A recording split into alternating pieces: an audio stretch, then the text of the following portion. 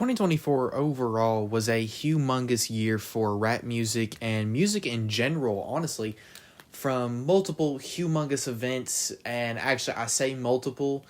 The big thing was obviously the Drake and Kendrick Lamar beef. Two of the biggest rappers ever were clashing, and that led to some amazing music, mainly from one party, but, you know, that's a little spoiler in there, but and actually multiple from one specific party, but we'll get to that in a minute. That's just them. This year was actually filled with a lot of really good albums. I tried to make review videos for every single album that I actually listened to. Was there a couple that I missed? Yes, I still want to listen to what's it called, Alligator Bite from Doechii. I haven't listened to that yet. I want to. Everyone says it's really good. I don't know. The only Doechii songs I've heard, I haven't necessarily been the biggest fans of, so I'm a little timid, but, I'm going to get into it. There are albums that I want to get into. Only one project on here isn't hip-hop, it isn't, like, rap. It's, I guess you could still maybe consider it hip-hop-ish, kind of. It's more R&B, but I'm still calling this top 10 rap albums because, it's close enough. It has rappers on it. And I'm not going to say what it is, but if you listen to my review of it, it wouldn't be too hard. Picking 10 albums for this list wasn't the hardest thing I've ever done, but it was a lot more difficult because I feel like people, you kind of make a list first, or at least I always make a list of the ones that I would put on my top 10 first. And then I realized that I have about 15 of them, and I'm like, oh, I have to actually cut 5 of them. I want to show love to this album, but do I really want to admit that it's better than this one? Am I ready to admit that right now? Maybe not. Number 10 through about 7 was heavy competition. However, once you get past that and you get to around top 5, top 3-ish, they got a little bit easier, but honestly, I'm looking over it even now, and I could still flip-flop some of these around. One specifically looks a little too high, but I overall, most days, enjoy it better than these other projects. So do I want to lower it? Let's go ahead and get into it, though, with number 10. Streets Say You Still Miss Me by Ryan Trey. A amazing album, one of the first albums I listened to of the year because it dropped kind of in March. Was an immediate, I really liked it because it reminded me of an earlier time in my life because of breakups and stuff. I love the whole subject matter of this album. Ryan Trey, this was my first ever listening experience of him. I still listen to Not Friends Anymore, or the song with Maria the Scientist. Is Still Be Friends? Is that what it's called? Still Be Friends? I think that's what it's called. There are other really good ones. 4x4. What's another one? Oh my god. Two Alive. Is that what it's called? Yes, I'm pretty sure that's what it's called. Oh my god. I get in the spotlight, I just forget names of songs. The song with No Cap on here is actually kind of okay too. And I'm not a big No Cap guy. Just a lot of pretty good songs on this project, and he hasn't really been dropping too much since this album, with only a song called Double Time, which I do like. But like I said, this project was actually an immediate, really good start to the year. You can go I'm pretty sure all 10 of these albums you can go find on my channel, find reviews of them. So if you really want to hear how much I like this project, then you can definitely go listen to how much I liked it. I really liked his melodies. The only slight problem I had with it is his hook game could be a little bit bigger. 411, not 4x4, it's 411. That's the name of the song. Give me the 411. I like that. I liked his melodies. A lot of the production was nice. Like I said, my main appeal was the lyrical content and the subject matter, because he was managing to oh my god, if I could speak. He was able to manage to give a pretty good, not necessarily message, but layout of events of the toxicity in his relationships, of the whole theme of, yeah, we're broke up now, but you see what I'm doing? I'm not really about what I'm doing because I still miss you, and I know you still miss me. The intro to this album is a humongous standout. I was basically kind of sold on the intro. I was like, okay, this is I'm set for this album. Let's go ahead and get to the next one, number 9. So this is the first Future and Metro collab on here. A little spoiler alert. We Still Don't Trust You was basically the Hendrix to the like the self-titled album that of the Future and Metro collabs. This one was longer than the first one by a long shot, but mainly because it was kind of supposed to be two albums, like with it was the main album that had a little tape at the end of it, a little bonus 7 songs. I'm gonna include those two, but I'm not necessarily looking at them as much. Really good 7 songs, by the way. I'm gonna go ahead and talk about them actually. Really good 7 songs, 7 back-to-back-to-back bangers. I'm actually not gonna lie, this album was a little disappointing to me at first, and then I ended up really, really liking it. I love Bad Hose. It's not called, actually Hose, but really good, really good. I really enjoyed that song. Amazing Interlude is amazing. The intro is amazing. The song with the Chris Brown featured Drink and Dance, amazing. What was the title of the song with The Weeknd? I'll be forgetting it. There's a song with the Ty Dolla $ign vocals in the background. I love that one. I love 99% of this project. I love the last 7. Is it Red Leather with J. Cole? That one is a banger, kind of a J. Cole verse, just kind of coming out of left field to surprise a whole lot of people. Really, really good though. I liked his verse a lot. I love that song a lot. Hearing Future kind of be more melodic and hearing Metro Boomin give something other than like hard trap beats is nice to hear. I like listening to Future sing. Sunday is a great song. I remember whenever he previewed that, and I really liked it. Just a lot of bangers here and there. Great album. Love it. I think it's, I don't think it gets all the love it deserves. I love it to death. I love it. The first actual vinyl of an album that I got a hold of this year was Hardstone Psycho, a great Don Toliver project that I had pretty high expectations for because of Bandit and because of the song with Cash Cobain and Charlie Wilson. Attitude, that's the name of it. And what was the other one he did before that? Deep in the Water. Loved all 3 of those songs, so I immediately was like, this album has to be banger. I love the vibe. I love the image he's going for. I love this style of album, this rock style. I love that. I'm a sucker for it in rap music. I think this has like a lot of amazing potential. And it delivered. This is Don Toliver's best project in my opinion. It's close. Like, I'm not saying that it's not close, because it is. It's very, very close. But love this project. A lot of bangers. The only even somewhat light spot is Brother Stone, and that's not even an awful song. It's okay. It's not bad. I love Inside. I love Ice Age. 4x4. Kryptonite, the intro, I still listen to it almost on a daily basis. I listen to Inside almost on a daily basis. Purple Rain is an amazing song. Just all sorts of amazing delivery. I love his rapping. I also kind of love that you kind of like, it's not like you turn your brain off for it, but it's like, you know what to expect, I feel like, going into it. I feel like he does an amazing job at giving you this atmosphere that you just feel very inclined in, very under the smoke that he's giving out. I think it's an amazing project. Here's a heavy hitter, GNX by Kendrick Lamar. This is, I know, it's the newest album on this list, and it actually, like, I made this list not long after it came out. I knew it had to be on here because I greatly, greatly enjoyed it. Whole lot of bangers. I loved Mr. Luther immediately. I love Squabble Up. I love TV Off. I love Hey Now Mustard. You know what I'm saying? I love Kendrick Lamar's, like, kind of just, like, he is reiterating why he's him. And everything he's saying is facts. Like, none of this, to me, sounds like him exaggerating. I love him talking about, like, other rappers like Snoop Dogg tweaking off of edibles. Love that. I love him talking about the whole Super Bowl thing. I can't wait to see him, like, perform this at the Super Bowl. Like, probably some of the songs off of here, and obviously Not Like Us.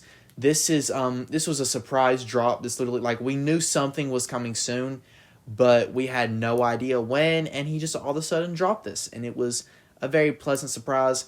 Besides SZA, I actually like that there's not really big rappers on here, but a lot of like actual local talent. I think that's amazing. I think that's like an awesome thing. I wish more rappers did that. Like Dodie Six, I think is his name, on TV now, or TV Off.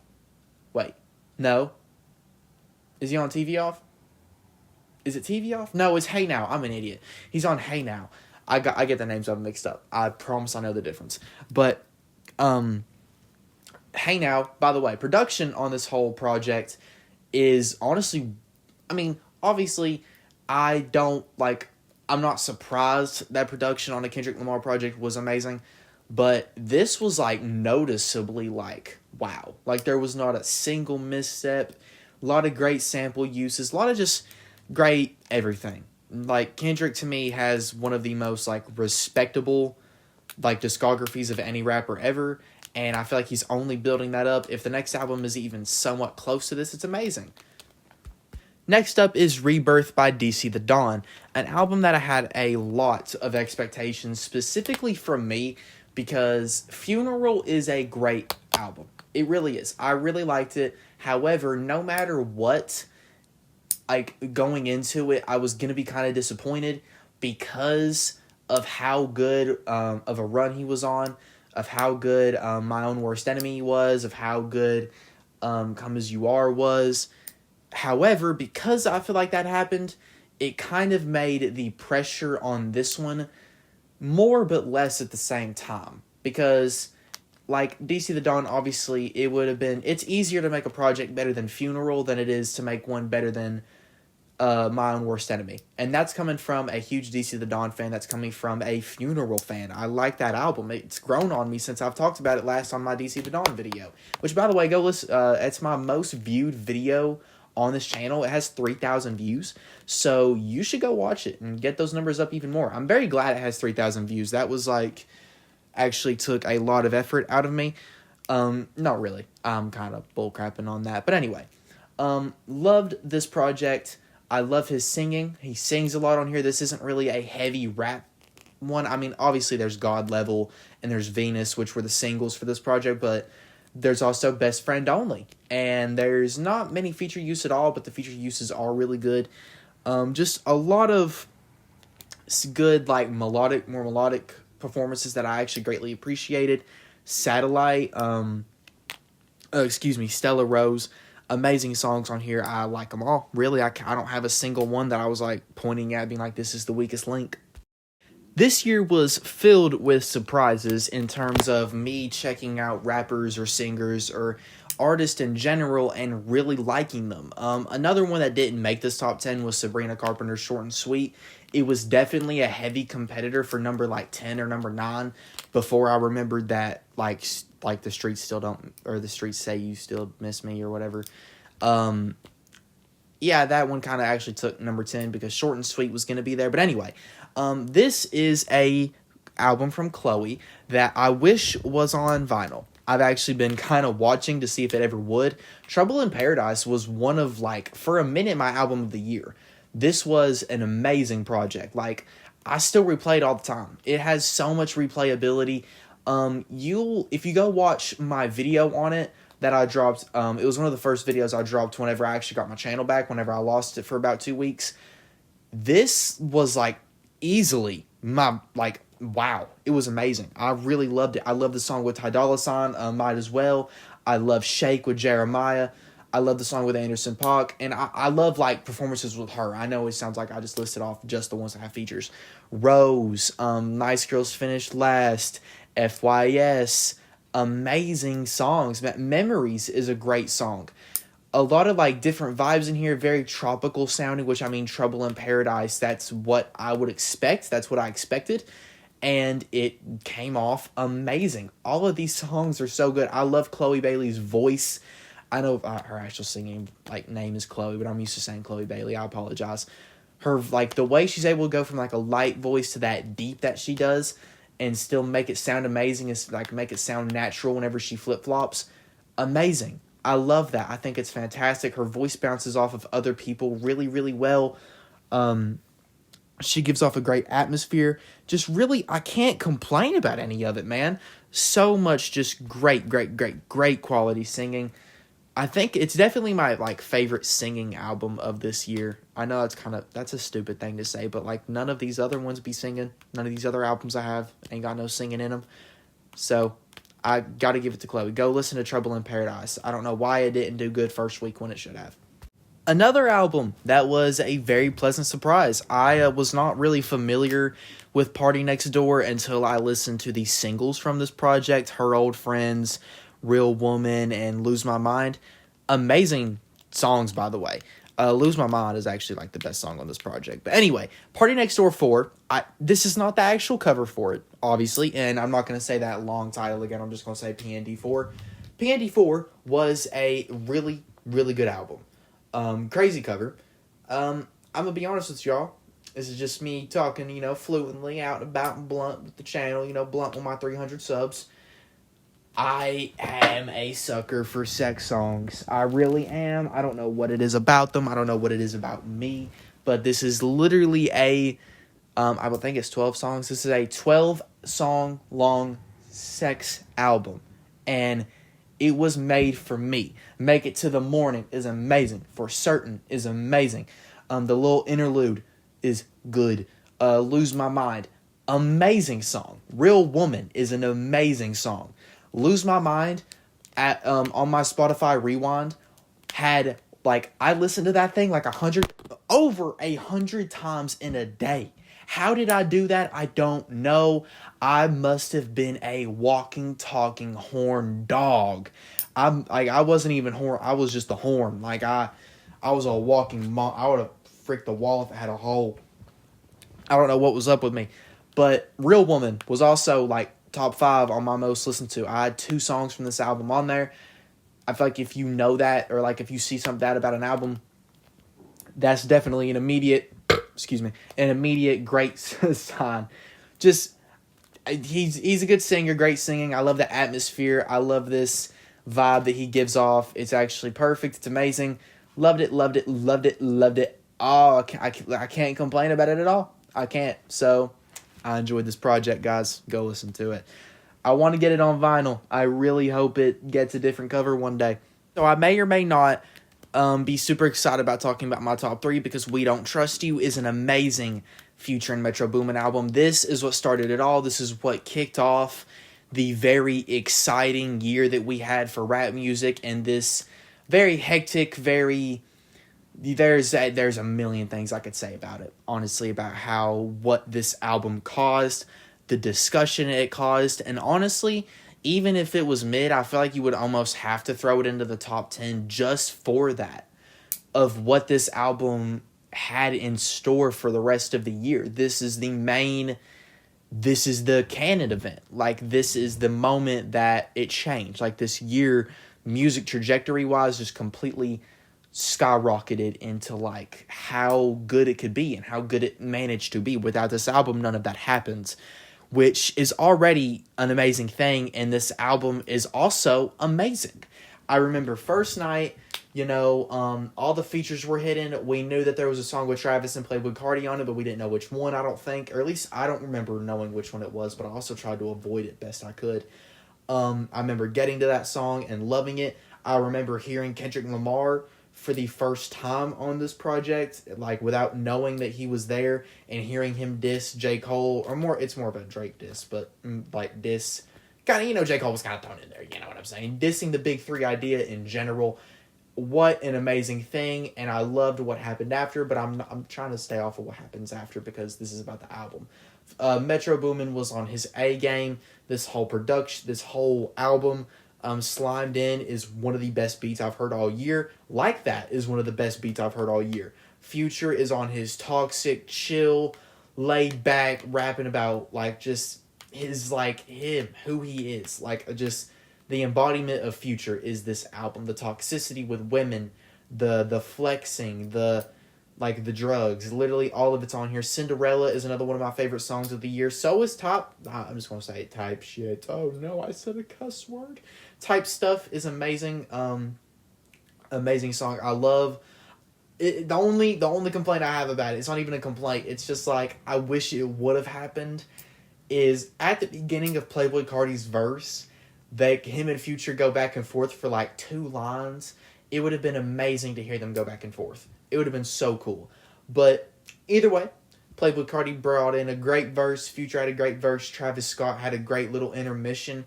Rick Ross is also on this album, and I know he's the feature that most like people will like kind of forget he's even on this project. He's good.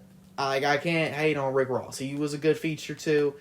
Slimed in, like I said earlier, great song Cinderella, Like That.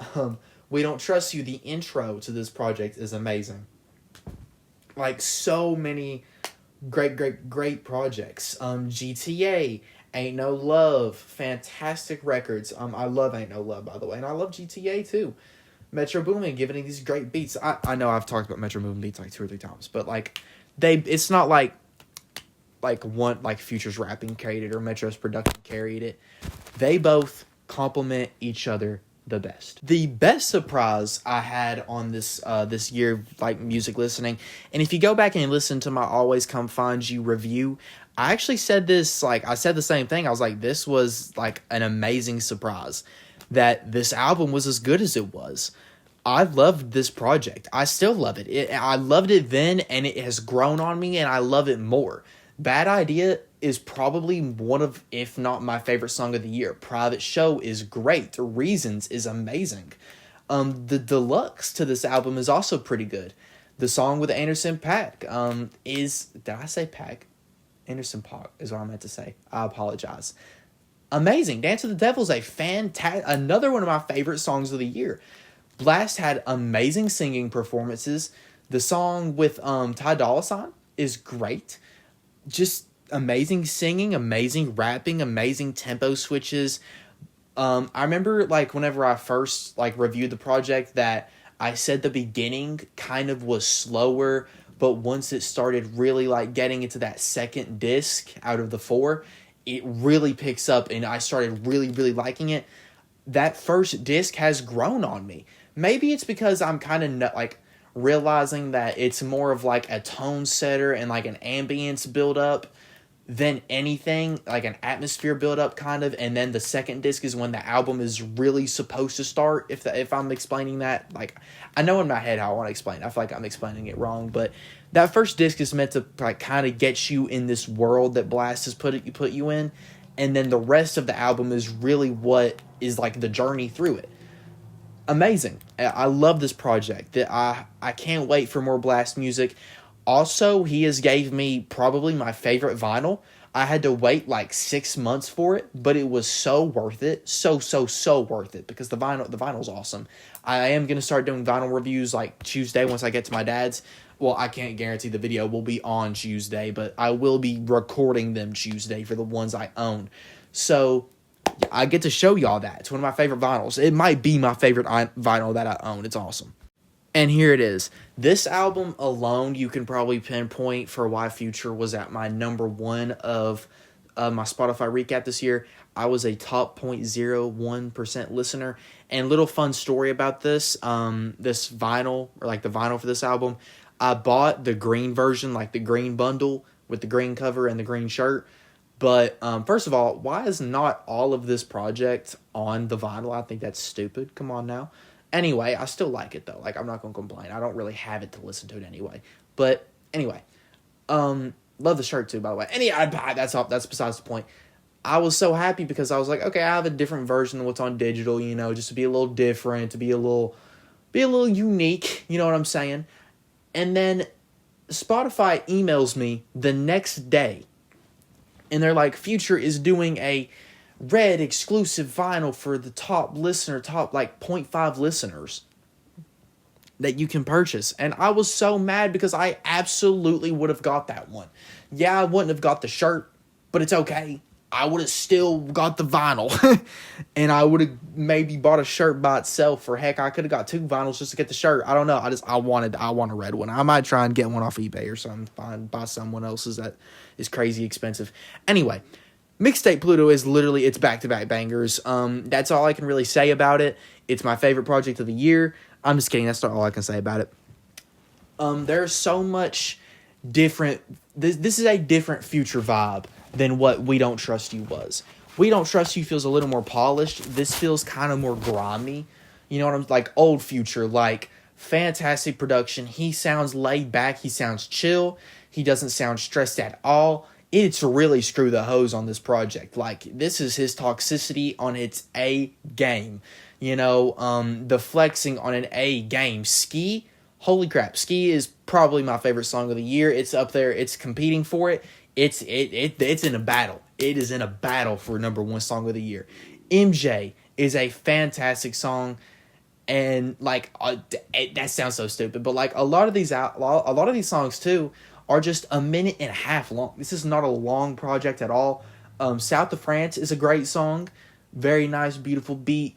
Even whenever he kind of gets off of that hard rap and he kind of gets more into the like singing kind of on Too Fast, or what was I forget the name of the other one, but those are kind of on the weaker side of the track list, but they're still great songs. Like I still love Too Fast.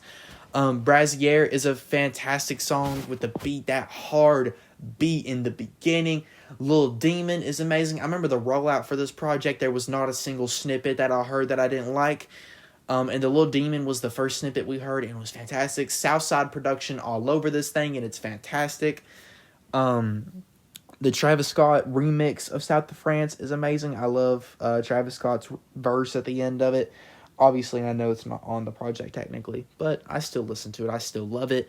The ending, A Say Gang. The intro with Teflon Don. His flow in about the middle of that song is insane. Only Future could do something like that. You know, like, I don't know. No, I don't think there's really any other rapper that can make Future music. Like, there's no other rapper that can fill that niche for me that Future fills.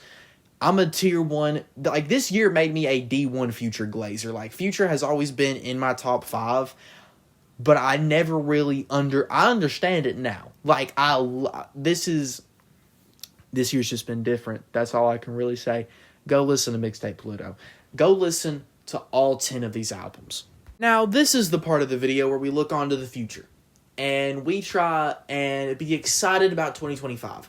For me, it's going to be hard to top how good of a year 2024 was. I see a lot of people compare it to 2016 in terms of just the sheer amount of like artists that dropped, how many just absolute great albums we got this year. The scene in music alone next year, I don't think anything will be as big as Drake versus Kendrick Lamar. I really don't, but you don't know. We don't know yet. We'll just have to figure it out. I know there's definitely some albums that a lot of people will be like, where's it at? I know that JPEG Mafia album will for sure, people be like, where is it at? If you go listen to my review, I didn't like that album, and y'all made sure to let me know how much y'all disagreed. But anyway, you know, let me know what projects y'all didn't like. Let me know, like on my list, by the way. Let me know what I should have put on here, and maybe I'll be like, dang, maybe I should have considered that and try to sneak it into like not 10 or 9 or 9 or 10 or maybe 7. Or maybe I should have tried to fit it in a little bit better. Or, you know, maybe it'll make me change my mind. But anyway, let's look into 2025. Be excited about the next step next year. Go listen to these 10 albums before you listen to something from this year, because these 10 albums are amazing. If you made it to the end of this video, then I would like to go ahead and shout out my Patreon. Obviously, thank you for getting to the end. And if you want to show a little bit of more support, more than hitting the subscribe button and more than hitting that like button, which obviously I would greatly appreciate that y'all do, you can join my Patreon for as little as $1.50 a month to get, like, you could have seen this video early before anyone else got to see it. You can see any of my next videos early before anyone else sees them. If I was you, I think that's, you know, a little bit of help out on the channel. I'm going to college soon, guys. Tuition is expensive. I am begging.